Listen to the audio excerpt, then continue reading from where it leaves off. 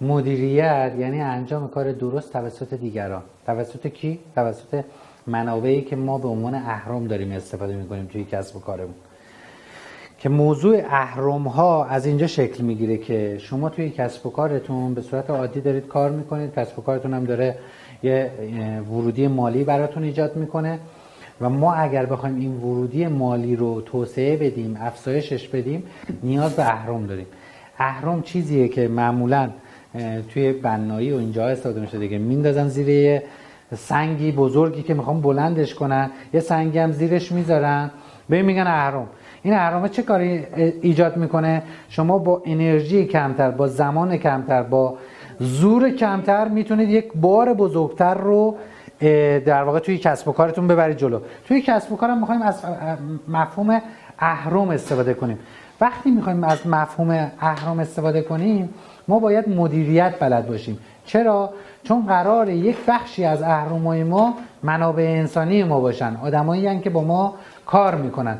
پس از این به بعد از منابع انسانیمون به نام یک اهرم تو ذهنمون یاد میکنیم که این منابع انسانی قرار نیست که بیاد فقط به اندازه مثلا این سنگینی این رو تحمل کنه.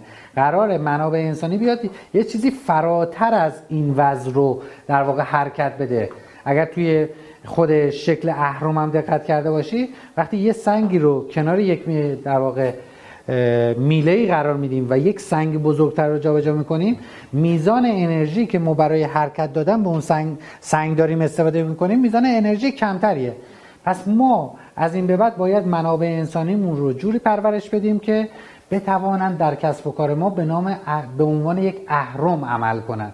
حالا اهرم ها فقط توی کسب و کار و توی منابع انسانی محدود نمیشه.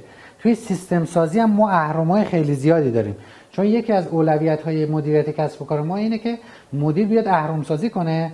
یکیش کارمنده بود، خب اوکی اونو انجام دادیم، به درستی داره پیش میره.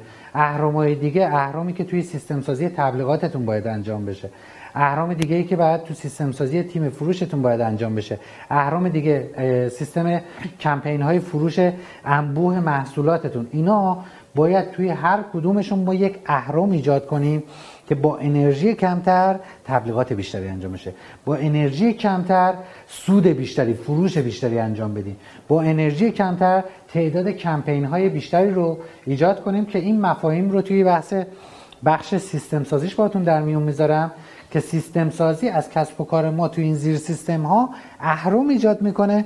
بعد اون موقع زمانی میشه که ما به عنوان یک مدیر مجموعه لذت میبریم از نوع عملکردمون توی مدیریت کسب و کارمون، توی اهرم سازیمون و سایر منابعمون.